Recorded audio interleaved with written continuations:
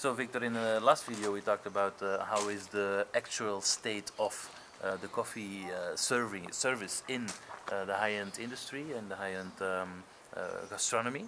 But now it's interesting to know, is something changing? Is there a new trend? Is there something that chefs are introducing already in the restaurants? Fortunately, yes. Okay, what? This is very positive.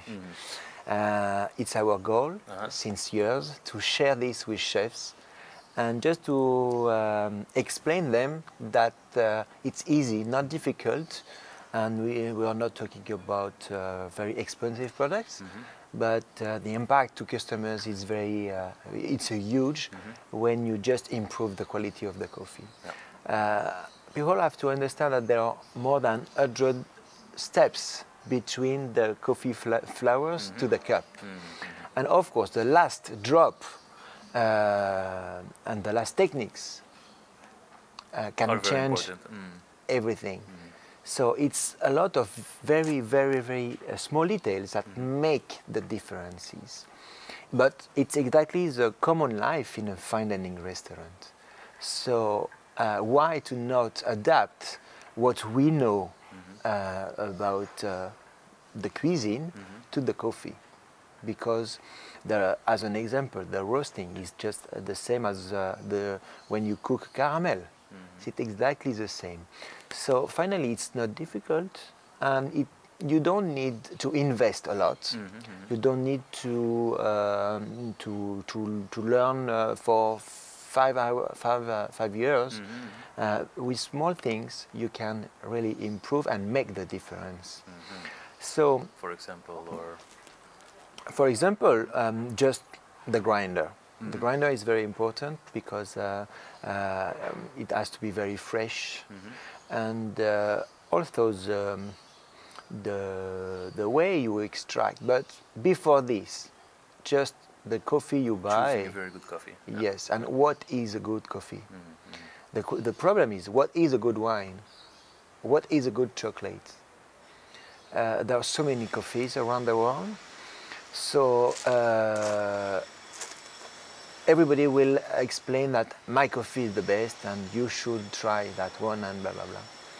And finally, when you start working with barista, you don't understand, because everybody says something different and say something like try this coffee, but you try the first coffee as a barista wants it to be, and it's very acidic, and you say, oh, it's like lemon juice, I don't want this. And step by step, you understand that coffee is not bitter. So the first step is, if your coffee is bitter, it's because there is a defect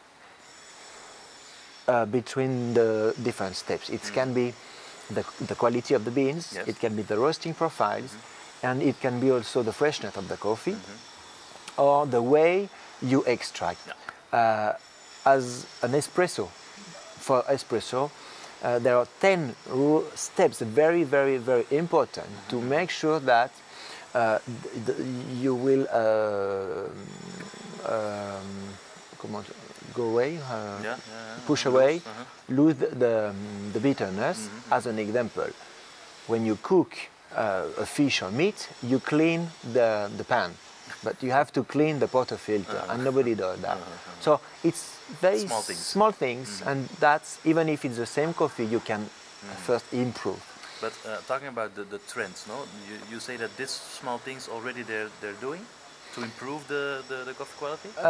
There are actually different chefs who understand that they can create something new about coffee, and they understood that espresso is maybe not the best coffee experience or the unique coffee experience you can enjoy at the restaurant. So few chefs are starting playing with the soft extraction, the slow coffee. It's called slow coffee. So as an example, the Chemex or the V60. And it's nice to understand that the same coffee extract in a V60 method, Chemex, siphon or espresso, will have different characteristics. characteristics. So it's very nice to just start with the coffee you have, just to understand how you can play with the coffee. And play is the good word, because it's very pleasant and it can change a lot of things. So the trend actually is the slow coffee, of course. And just to explain that coffee can be fruity, can be not a small cup, but also served in a wine glass. So to drink the coffee as we drink a wine, and also for the sommelier to explain the coffee as they know to do for the wines. That is happening right now. Exactly. Okay. Exactly. In Spain, in the north of Europe, and in France as well. So I'm so happy that the coffee quality is changing in our industry everywhere, even if in the high class. Unfortunately, not really yet in palaces. In? Palace. Okay.